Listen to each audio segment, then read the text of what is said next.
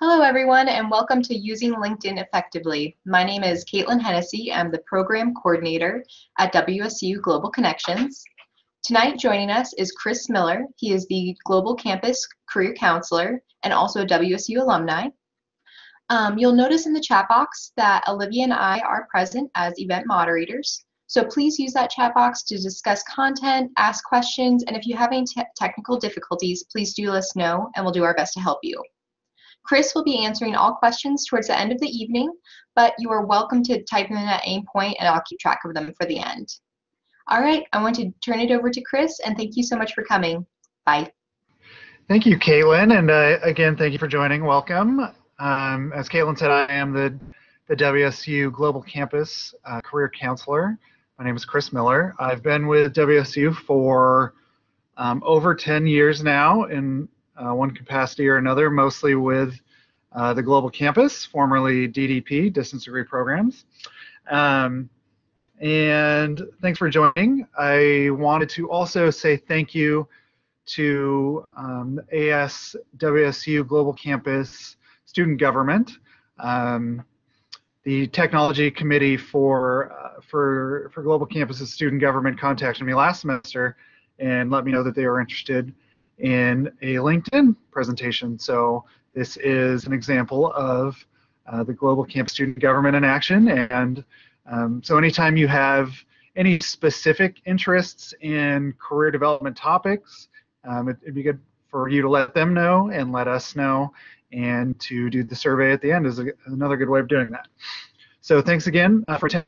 I know most of you are Global Campus students, but there are also different WSU members and alumni from different campuses. So thanks for attending, and I will go ahead and get started. Okay, the career development process. If you've ever attended any of my webinars, this is always something I bring up at the beginning. And this is a process that we all go through, several different times in our lifetimes, through different occupations throughout our career. And it's a cycle of growth and decay, and I think this is a pretty decent snapshot of it. So, when you're younger is the first time you go through figuring out, what you're good at, what's important to you, what are your goals, and then you take all that information as you get older and explore occupational interests and outlooks for jobs, and you'll start to set goals and make decisions about what to do, and you'll also take action and finally secure work in one area or another. And no matter what, in most instances, you'll start to go through that process of decay. You'll start to lose interest in the thing you're doing, for most of us, not everyone. And then you'll probably go through the cycle all over again. So tonight we are kind of in a few different spots talking about LinkedIn here. So LinkedIn is a good tool for showcasing our strengths and skills. So that's about knowing yourself. It's a tool for exploring options via networking, and also helps with career decision making and goal setting. So we're in different stages here of this career development process using LinkedIn, and we'll basically start here talking about the basics of LinkedIn. So what is LinkedIn for people who maybe don't know it? Most people do, I'm sure, but some people, they'll create a profile and it might just sit there for a while untouched. So just to kind of talk about the basics of it, LinkedIn is a social network for professionals. So whether you're a Fortune 500 CEO, or you work in a neighborhood bakery, or you're a college student looking to explore future career options, LinkedIn is really for anyone interested in furthering their careers and for connecting with other professionals. You can think of it kind of like a traditional networking event where you go and meet other professionals in person. You might talk a little bit about what you do and exchange business cards, but here you're adding connections in a way similar to how you would do on Facebook. You can send private messages, and you have all your professional experience and achievements laid out in a neatly organized profile to show to other users. So how do you sign up? If you have never used it before, you would go to linkedin.com, and I will just show you what that blank page looks like. There's a snapshot of it. Let me share my screen here. So this is what the linkedin.com homepage will look like if you've never created an account or you don't have your account information saved. So all you have to do is enter your first name, last name, email, and create a password and join. And it's really intuitive in walking you through filling out the different sections. So I'm mostly going to show you, what my completed profile looks like, what some other examples are, but it really will walk you through step by step each section, and I will talk about each section going forward. So this is the homepage looks like, and so this is your news feed of the different people or groups that you follow. So it also has jobs recommended at the top. But from other people I've connected with, other groups, Arizona State University Online. So yeah, different groups that I've connected with, different people that I've connected with. It's all showing in the home feed. Your profile shows, so to find my profile, I'll just go ahead and click on my picture. That's a good way to do it here on the left side menu. So this is what my profile looks like.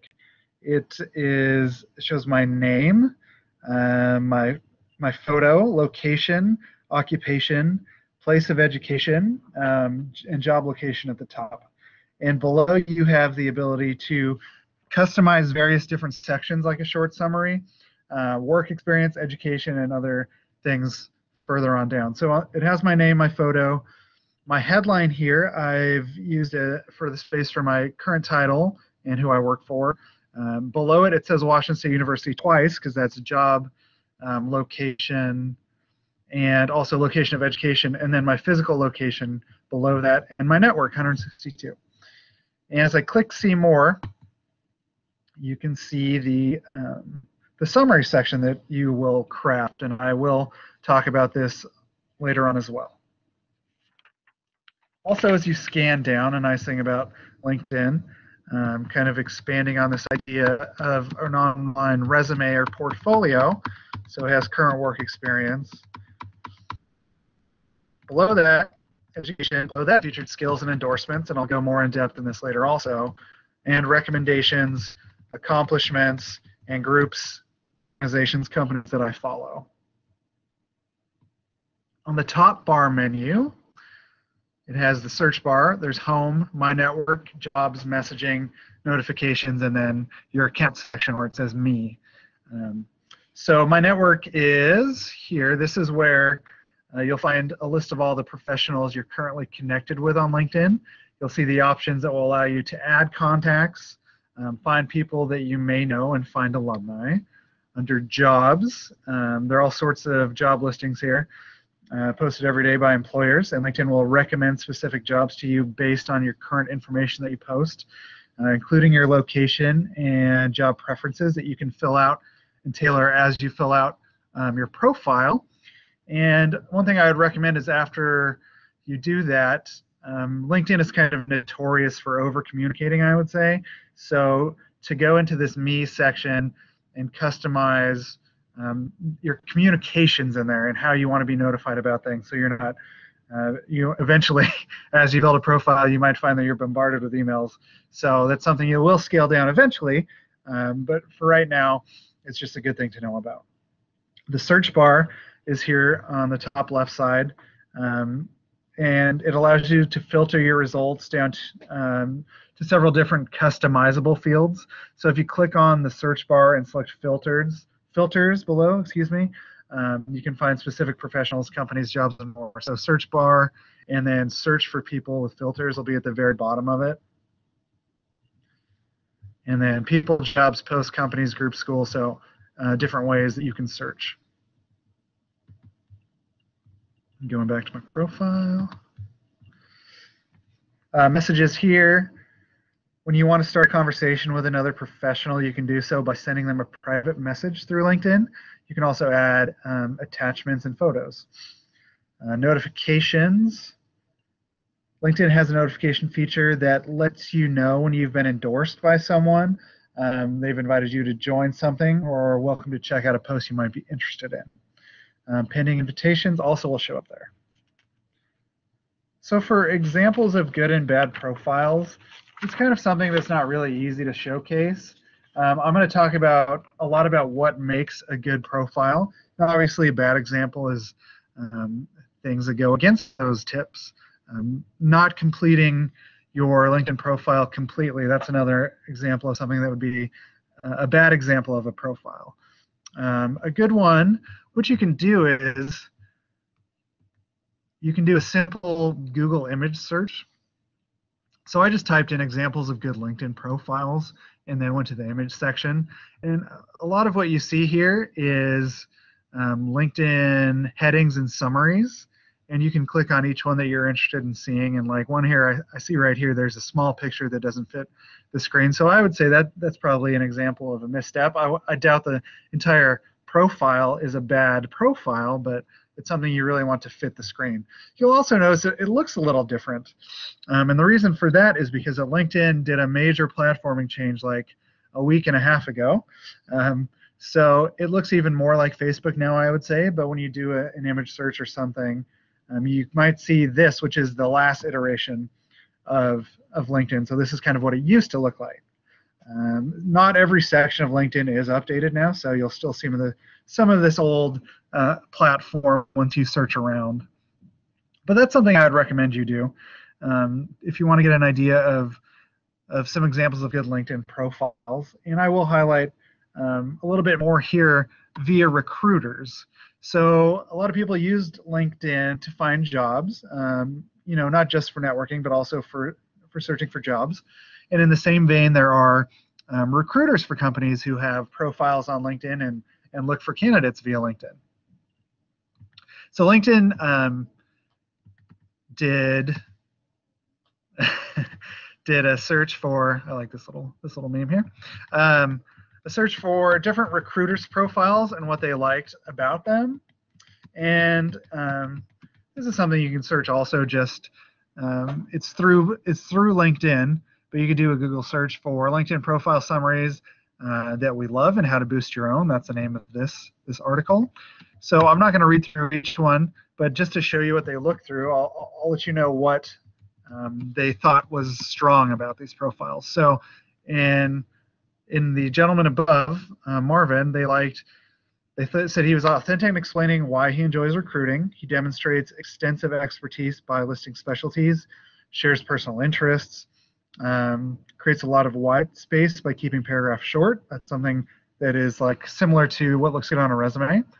And his call to action isn't just to connect, but it's to share a story. Just do a few more here. Another recruiter and his summary. What they liked is that he injected a bit of self-deprecating humor. It explains what motivates him as a recruiter, adds a personal element by mentioning the volunteer causes he supports.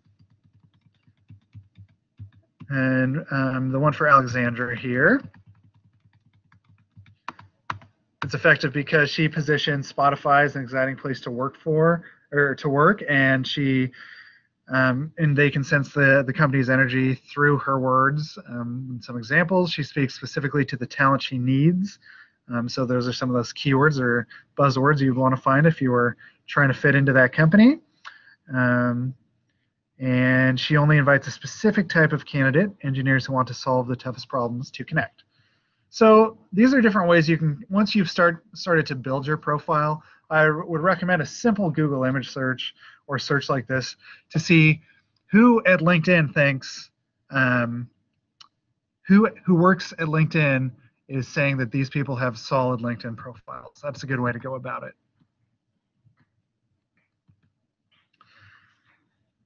So a LinkedIn versus a resume. So what is the difference? Because it's not exactly the same thing. So with a resume, ideally you have a tailored theme for your resume. It all fits around either your work experience, if it's all relevant work experience, or if you're a career changer or you're just getting started, you would have like a functional resume where you focused on specific skills and experiences that you've had that could transfer into a new career or a career where you don't have any experience.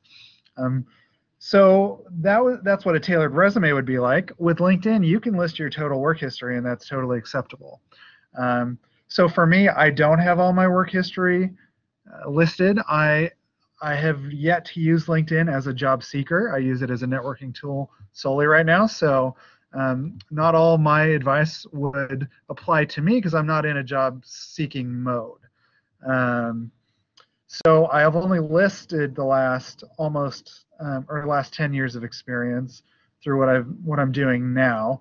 I don't have anything else. So I have more of a clear theme resume view. You can also have physical examples of work. So I have here under my career counseling listing, I have different webinars that I've conducted. So these are the videos for those that an employer or recruiter could look at to see that maybe they wanted to hire me as their career counselor. So you can list specific examples of your work, documents, work portfolio pieces, different media. So with a resume also, there's that spatial component. It's old industry standard was 1 page for every 10 years of work experience, spatial constraints. Not with LinkedIn. You can use as much space as you want to. There's also, you have this ability to expand and contract sections. Recommendations and endorsements are also things you don't list with the resume. You don't submit your recommendations up front with a resume. You might have a skills section on it, but with LinkedIn, people can endorse you for those skills, and I will discuss that more later. Keywords are important for both. So just like if you were submitting a resume, you'd want to have keywords that matched a job description or kind of information you would find from the Occupational Outlook Handbook about that given career. You would want to list those keywords for people who are scanning through to find. You also want to list keywords in your LinkedIn profile, just as important. So those are some of the differences and similarities with LinkedIn and resume. The nice thing is you can list as much information as you want with LinkedIn. It's not necessarily always the best case to do that, but you don't have the restrictions that you have with a resume. Okay, back to the slides here.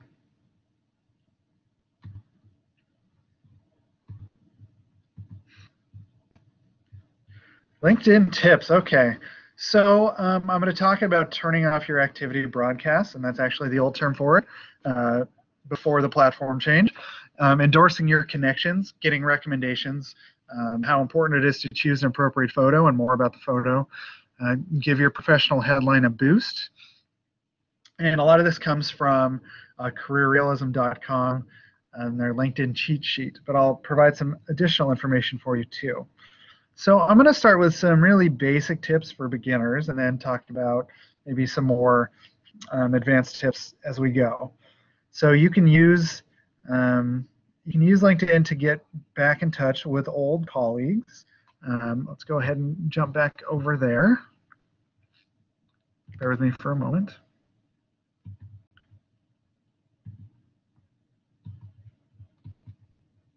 Again, here's my profile. So you can use the My Network tab here at the top to find old colleagues or teachers or people you went to school with and anyone else you might think is worth having in your professional network. You can just enter or connect your email to sync your contacts with LinkedIn, so that's a nice thing. You want to use your profile as a resume. It's essentially a more complete and interactive resume. You need to include a link to your LinkedIn account on your resume, and I'll talk about creating a URL for LinkedIn later on. But that's one thing I would say is mandatory nowadays for anyone who's job seeking, that in the top of your resume where you have the header, you have your name, you have your contact information, you should have a LinkedIn URL there for you as well. So basic information you need now, I would say, is your name, your location, just city and state. You don't need to list your exact physical address. You need your phone, you need your email, and you need your LinkedIn URL. Some websites allow you to apply for jobs We'll even let you import all of your LinkedIn profile information into their system. So that can save you a lot of time if you're using some of the larger job boards. You can find and apply to jobs. I'm going to talk about kind of the efficacy of that later. Excuse me, you'll get recommendations from LinkedIn about jobs you may be interested in. You can always use the search bar to look for specific positions too. You can find and connect with new professionals with LinkedIn. It's great to get back in touch with old colleagues and connect with everyone at your current workplace who may also be here. But more importantly, you have the opportunity to discover new professionals that may be able to help you out with your professional endeavors. You can participate in relevant groups. So a great way to introduce yourself to new contacts is to join groups based on your interests or current profession and start participating. So I should highlight that the Global Campus recently started a new group for LinkedIn. So the best way to find it, I would say, is just in the search bar here to enter Global Campus and hit enter. And then you'll want to look through at the top here. It says top people, jobs, posts, companies, groups, schools. So we would be under groups. The second one there, the Washington State University Global Campus. And you can request to join here. So it's another good way to get started with LinkedIn. Go back to my profile. Also, not something that I would, I'm not endorsing or recommending, but I just want you to know about the functionality here, is that LinkedIn has a premium account. The majority of people can do just fine with a free LinkedIn account. But if you're interested in advanced features, there is a premium option. As you start to update your profile and go through, you'll see some advanced functions like, who viewed my profile, and some advanced search functions. And so if you want to access those, you'd have to upgrade and pay for the premium version. And it's good for businesses that want to network or unlock sales opportunities and hire talent. And it starts, I think, at $30 a month. So just so you know, it's a thing. I wouldn't recommend it for anyone without knowing more of their circumstances. LinkedIn has a free mobile app for modern platforms and devices also, which is great. Another tip, a fun thing that I found, is that LinkedIn asked a bunch of recruiters on LinkedIn that had profiles on LinkedIn, what buzzwords are they tired of seeing, what buzzwords to avoid. And they listed a lot of different buzzwords. And then what they did is they also scanned all of those recruiters' profiles to find out which ones are they actually using. Because they found out that there were still a lot that, even though they said they were tired of hearing, there were still ones that they were using. And so some of those were strategic, organizational, motivated, driven, passionate, track record, responsible, extensive experience, dynamic, and creative. And so, the idea here is that if you avoid buzzwords, you help, differentiate yourself from the competition. You help to make your profile stand out. And so some of these words are great, and you can still use some of these as, if they are appropriate in your profile. The idea here is that people were being repetitive or overusing these, or using them in places where it didn't make sense. And so it's another thing to think about, buzzwords to avoid on your profile. Now, one thing I mentioned on the slides at the top there was turning off your activity broadcasts, and that's kind of the old language here. It's now called sharing profile edits. The idea is once you're editing your profile, or if you're starting and you've already made connections, you don't want to be sending out notifications to your contacts every time you make a little edit here or there. Maybe you finish an academic degree or you earn a certificate. That's something worth sharing. But for any little edit, you don't really want to share that with your network. So you would go to home here, or we were already at home. So we go to your profile. So this is my profile. And here's the me area I was talking about. Click on me, drop down under account to settings and privacy. And then at the top you see account, privacy, and communications. Under privacy, you click privacy and then drop down to sharing profile edits. And that's something you'll want to turn off or click to say no, so you're not bombarding your group, your connections with all the little edits you may or may not be making. All right, back to my profile. I'm going to scan down here to the endorsing part, the endorsements. So after experience, after education, featured skills and endorsements. So LinkedIn has a feature that lets you quickly and easily endorse people in your network for one or more skill sets they've chosen to list for themselves. So anyone who is actively looking for work right now should be striving to get endorsements. Just because you claim to have these skills doesn't mean the rest of the world feels that you have them, but endorsements solve that problem. So now when a recruiter sees that you say you're good at something like sales and it's validated by dozens of endorsements, they know that you're the real thing. So under featured skills, you list the skills that you think you have, and people go on and say, yep, I endorse you for this, I endorse you for that, endorse you for that. So here's me expanding them, and I highlight the ones it looks like with more than 10 endorsements. So I'm going to contract. One strategy that people have suggested is to embrace Mondays as endorse day on LinkedIn, because Mondays have a reputation of being a bad day to reach out to recruiters and hiring managers. So every Monday, you can take 10 minutes out of your day to endorse 10 people in your LinkedIn network, and this will increase your endorsements. It's definitely a quid pro quo avenue with endorsements and recommendations. So for recommendations, like the section here below, I'll talk about ask to be recommended also, but you want to pick people mindfully with recommendations here. The goal is to secure powerful recommendations that support your professional brand and the skills you most want to highlight. Ideally, you want to approach people who know your work well and can speak intelligently to the capabilities that will matter the most to your future employer. You want to approach with specificity. So LinkedIn will default you to a generic request message, but you need to personalize the message and share with the person you're approaching exactly what you'd like and how they can best help.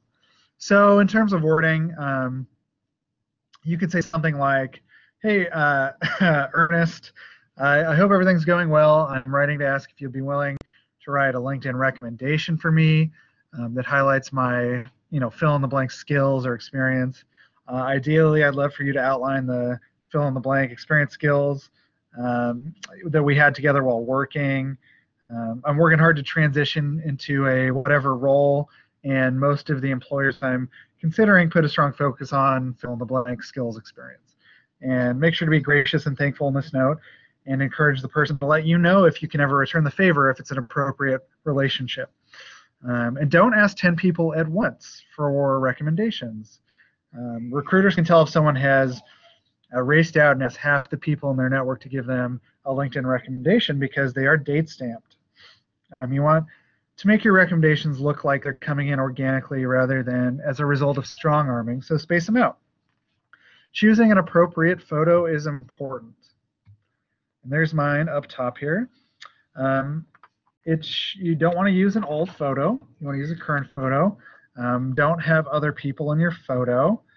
And don't crop out other people in your shots. You don't want any errant body parts in there. You want to make sure the background of the photo is neutral, not distracting. You want to look directly at the camera and take multiple shots and ask people for their opinion. Also, an important thing that I learned about recently, which goes kind of along with building your own brand, is using the same photo across different platforms, different social media platforms. So myself, I'm not a job seeker, so I haven't done this. But if I were a job seeker, for any social media account that I had, so for Twitter, for any blog, for Facebook, I would want to use the same photo. So you're branding yourself and you're using the same brand, and it can help employers identify you and make it easier for them to find you. You also want to give your professional headline a boost here. And so this is photo, name, and this is your headline. So here I have Career Counselor, line, WSU Global Campus. And so it suggests to use that line to kind of divide things up. And when I go back to the slides, I'll show you an example that I had there too. A unique LinkedIn URL. So the URL is the website list at the top. I believe it stands for, I'm not a tech guy, I think it was unique resource locator, I want to say. But it is how you're found via, the website up here in the browser. So for me, it's linkedin.com/in/cmiller66. cmiller66 is my email address for work, cmiller66@wsu.edu.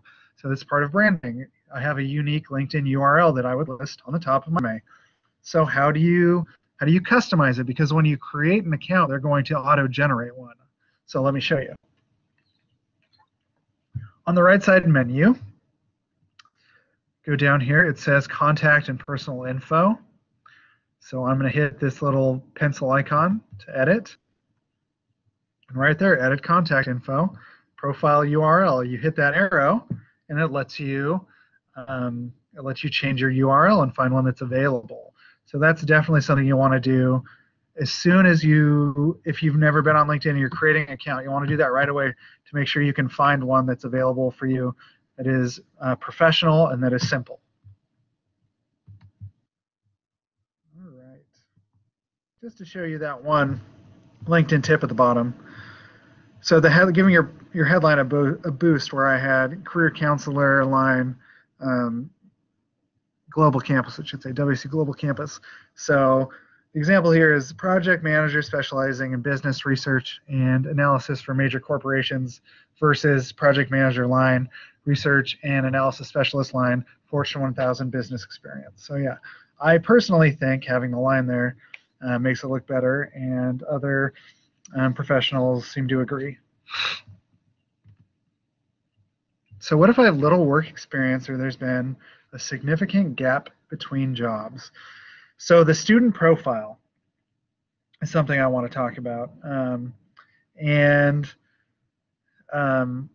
It's similar to how you would tailor a resume if you didn't have experience. You'd have more of a functional resume that focuses on skills and experience and education.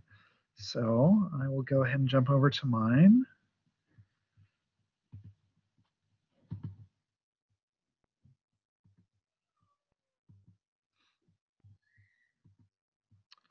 So for mine, it's mostly focused on experience here. I'm not a job seeker, and I don't have a lot under education. I just list where it was and what the degree was and when it was. And then there's my summary up top, which you can expand and contract by hitting See More.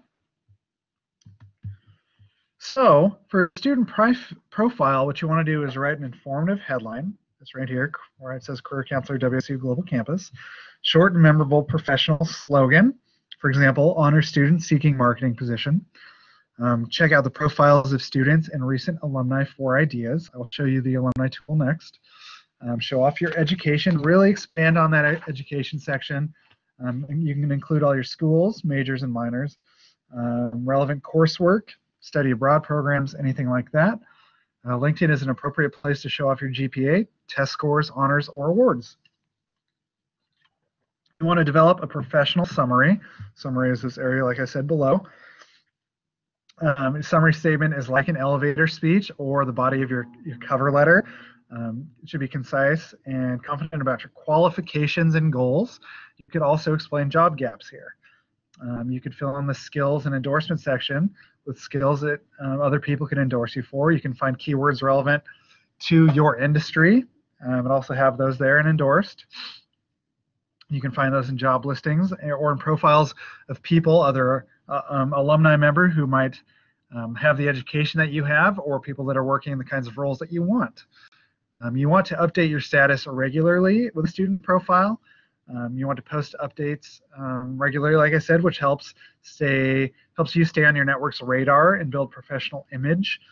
You want to mention any projects, professional books or articles, events you're attending, things like that. And those are the things that show up in your news feed.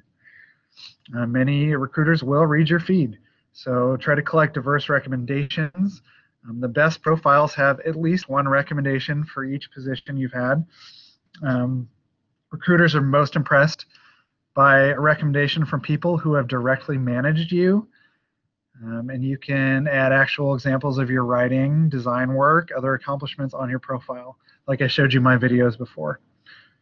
The alumni tool you would find by going to, let's see, where did I put it? LinkedIn.com/alumni. And I'm already connected with Washington State University, so they know I'm an alumni member. It went directly to it. And this looks a little different because it's on the older platform.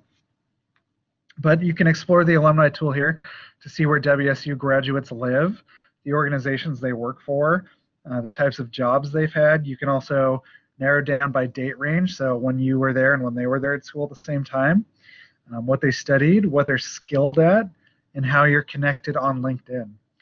Just click on any bar here. So any bar here under where they live, US, Greater Seattle area, Spokane, Portland, and so on.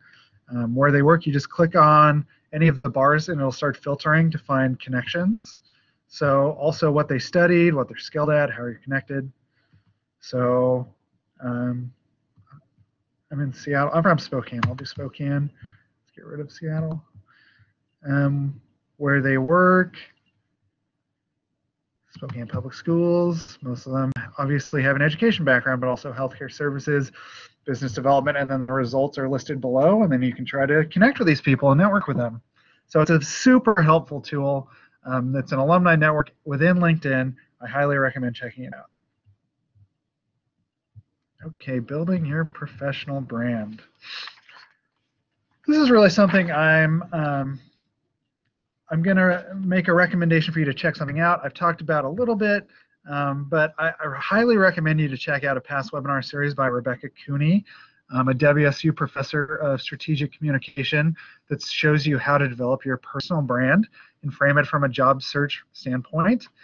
You can find past webinars in the Global Connections Video Vault at videovault.wsu.edu. It looks like this. And then career development and resources and student resources here on the left-hand menu is where you would find these videos. Some of the things we've already touched on are in line with building a professional brand. So having a professional photo across different platforms, tailoring an elevator speech and using it in your LinkedIn summary. I'm going to mention that later as a tease. And providing supporting evidence, so documents, portfolio, media, videos. These all help build your brand. This is also something I will touch on more in my next webinar in April 12th, networking, developing an elevator speech as part of your brand, and informational interviewing. So job hunting, like I said, there's a job hunting tool on the top there, jobs, there's lots of jobs listed. 75% of hiring managers report looking at LinkedIn profiles to learn about a candidate's background. So this is just kind of what it looks like. I'm going to talk about what's good and bad about it coming up. But it has suggestions based on my profile. And I've turned most of it off because I just didn't want the notifications. But you can search by title, keyword company, and location. Really, using the alumni network to see where other people are working is also a good way to do that, to see where they're working. And then you can use this job function to see if that company might be hiring too. All right. And I want to talk about networking on LinkedIn too, just with a little more detail. So 100% complete equals 40 times more opportunities. What that means is building connections starts with people seeing all you have to offer. Members with complete profiles are 40 times more likely to receive opportunities through LinkedIn. So think broadly about all your experience, any internship, any job, summer job, volunteer work, student organization. You just never know what's going to catch a recruiter's eye. And networking doesn't mean just reaching out cold to strangers. You start building your LinkedIn network by uploading your address book that you have from your email account and connecting to people you know and trust. As you build your connections, customize your requests with a friendly note and, if necessary, a reminder of where you met, who you met through, or what organization you have in common. LinkedIn groups can help you form new connections. Start with your school groups and reach out to alumni. Find volunteer organizations and associations you belong to. As you build connections, think about how you can support others. Comment on a classmate's status, update or forward a job listing to a friend, your generosity will be returned. You can also request informational interviews. So as a student, don't ask professional contacts for a job. Instead, ask for a brief phone conversation to seek their job search advice. Alumni, family, friends, and industry leaders are often willing to do so. Before an informational interview, a formal interview, or a networking event, use the search component on LinkedIn to learn more about the people's background and interests, the people that you're meeting. Support your online networking with a real human touch also.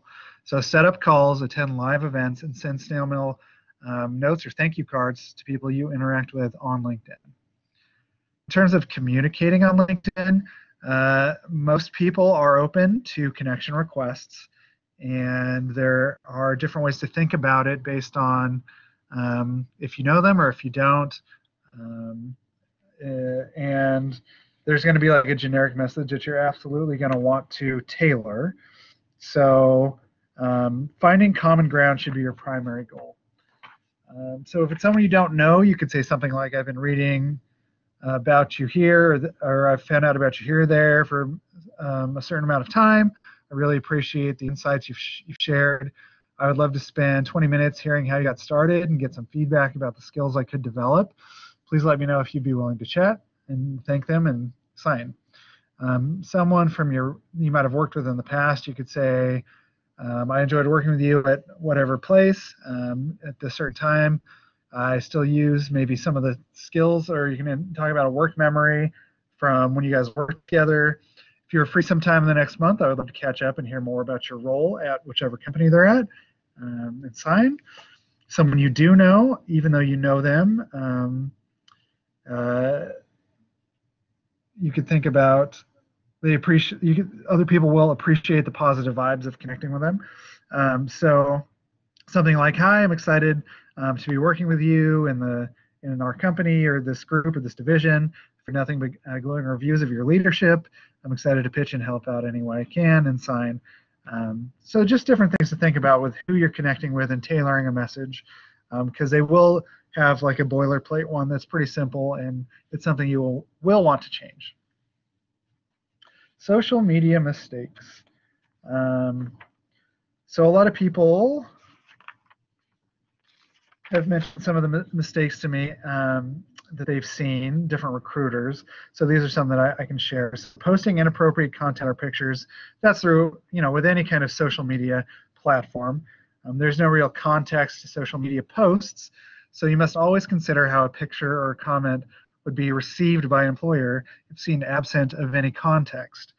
Do not post anything that could be considered unprofessional. It may be the only thing your potential employer sees about you. Also maintain your privacy settings on Facebook, Instagram, LinkedIn, everything. So make sure you know what your privacy settings are and make sure they're set the way you want them to be. Speaking negatively about your school or employer, you may be very upset by a grade you received or believe that you were treated unfairly, but do not post that information on social media. Once again, there is no context here, and a potential employer will not take kindly to these kinds of posts. Every company worries about its online brand, so your willingness to post negative comments will be seen as an indication that you might do so if you worked for them. It's a risk they're not going to want to take. Getting involved in political discussions, especially pertinent now. People can be so passionate about their politics, and it seems natural to engage in political debate online, especially when someone posts something that they can find extremely infuriating. The problem is that you can be sure that someone else will find your opinion equally infuriating.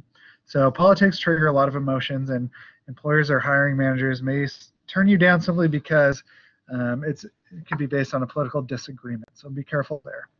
Being too pushy. So as a friend of mine says, don't be turbo. Social media is a great way to engage people in real time. Sometimes because we're not calling them on the phone or emailing them directly, we don't realize how aggressive the social media engagement can be. So don't badger hiring managers across social media channels. Remember that you are asking for something from them and give them time to respond. Also being passive. Social media is an investment of time and effort. So respond when people reach out to you, even if you don't see the immediate employment value in the relationship. In addition, don't let your social media account sit stagnant for too long of a time. Make sure to update your LinkedIn, Twitter, Facebook, so that people see that you're active. This is especially true for the job seeker. So those are some of the tips. Go back to the slides here.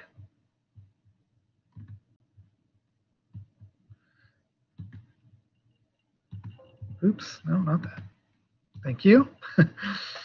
So lastly, I just wanted to talk about what color is your parachute. It's one of my favorite career resources. I do a lot of things around it and mention it in most of my presentations. So this is the updated version, and it's, as it says in the subtitle, a practical manual for job hunters and career changers. And LinkedIn is, of course, mentioned several times in this book. And some of the things I wanted just to mention in terms of this book in the context of LinkedIn, the job hunting has moved more and more online since 2008. But still, 13% of American adults haven't moved their job search online, which, even though it's a low number, is still very surprising. People used to use the newspaper, of course, to search for open listings, and now the majority of those are posted online. That isn't news to anyone, but it's important to think of how much time we spend online versus offline. And even though much of it is online, the offline work is really what usually gets the job. And so it's wise to put in a lot of time in the networking aspect of LinkedIn, maybe not so much the job searching part, or the job board part, I should say. Google is your new resume. Dick Bull's titled an entire chapter of his book, Google is Your New Resume, because it's important to Google search yourself to see what an employer would find when they were searching you online. Your LinkedIn profile would definitely come up in that search. So not everyone is as blessed as I am having a generic name. And so even, living in Seattle, there are dozens and dozens and dozens of Chris Millers. So if I wanted to, I have the luxury of privacy if I decided to, that's something that I really wanted. Not everybody has that. So he stresses the importance of putting together your online profiles before submitting any resumes to make sure that things are in order when an employer wants to look you up. And that's really important to know what's out there about you, which pictures you have on Facebook and Instagram, which ones you want to tag yourself from. His advice is to edit what's already out there, fill in profiles completely, expand your presence online by joining LinkedIn groups or forums, start relevant blogs. I use blogger.com for the free Global Campus Career blog, or upload professional videos to YouTube that could highlight your skills. Who has the power to hire you? You can use LinkedIn to find that. You can search companies on LinkedIn to try to find the right people to network with, people who have the power to hire you. There's a job board there. One of the most helpful sections of this book highlights effective and ineffective job search strategies. It's important to remember that although thousands of jobs are posted to online job boards, relying solely on these is not wise.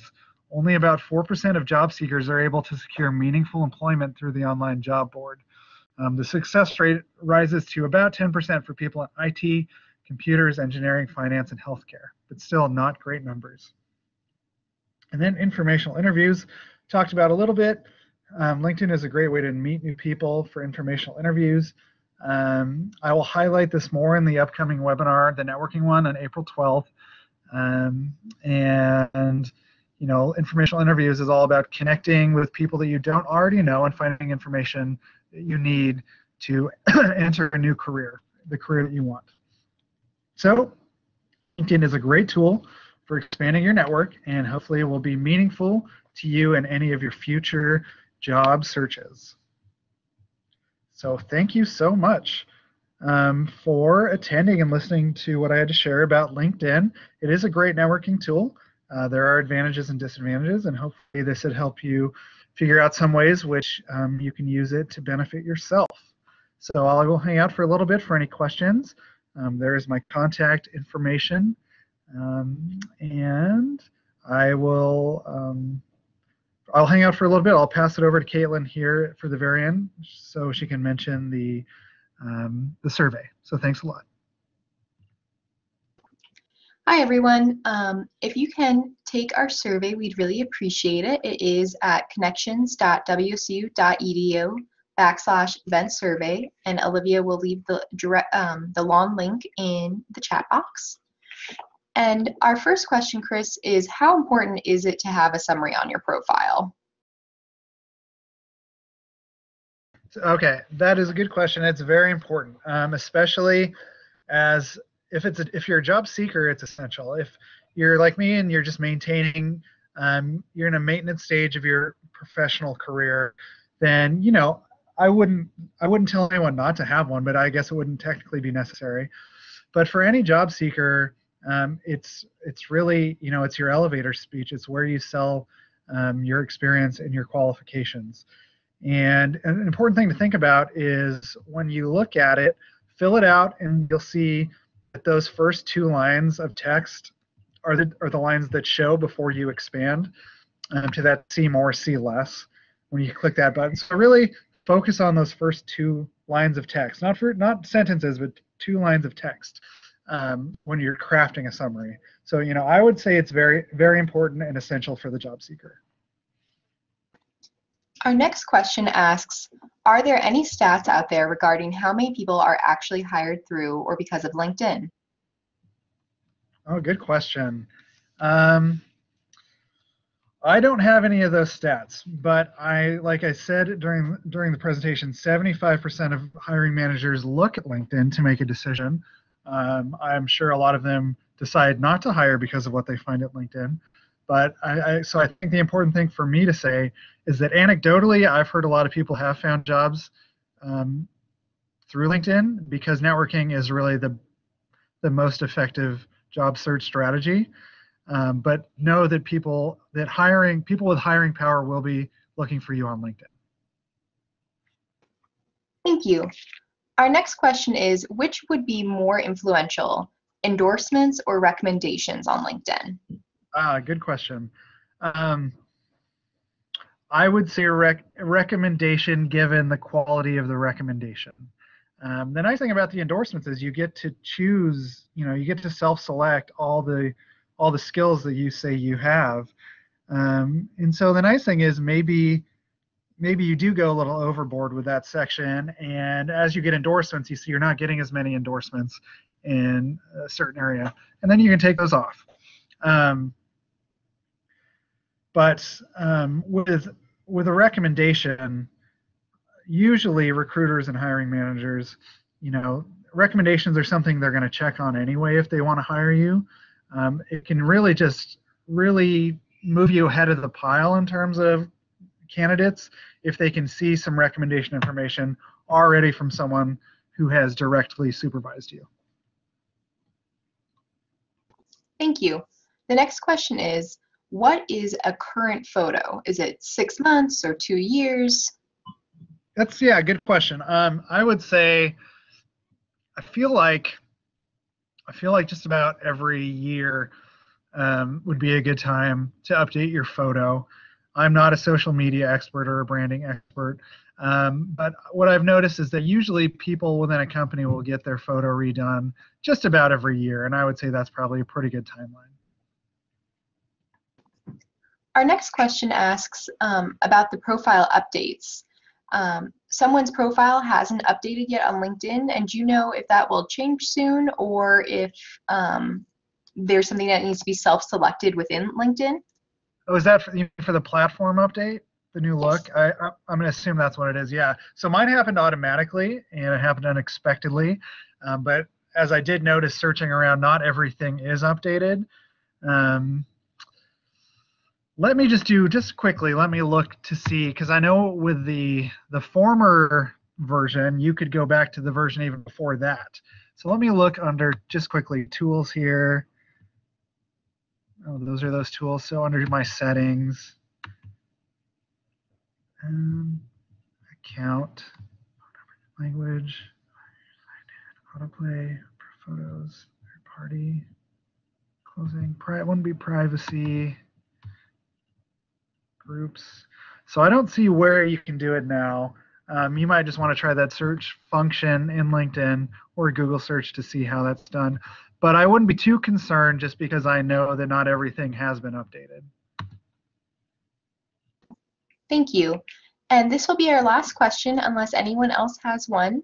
Please, if you do, type it into the chat box now.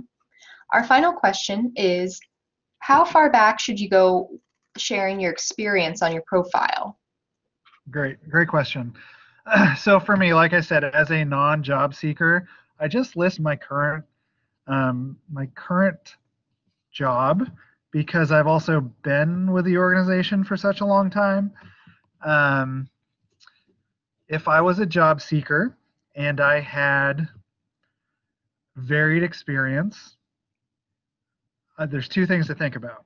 So, do I know exactly which industry I'm targeting? If so, then I might just want to list all relevant experience because I'm only trying to reach those recruiters or those people to network with. If I'm unsure which industry or company I'm targeting, I might list all of my work experience because you just don't know which recruiter is going to see that information. So there are different things to think about when you list that. But it's totally acceptable with LinkedIn to list all of your work experience. I could do that easily as a non-job seeker, and it would look totally fine. So there's a few different things to think about when considering what to list and what not to list.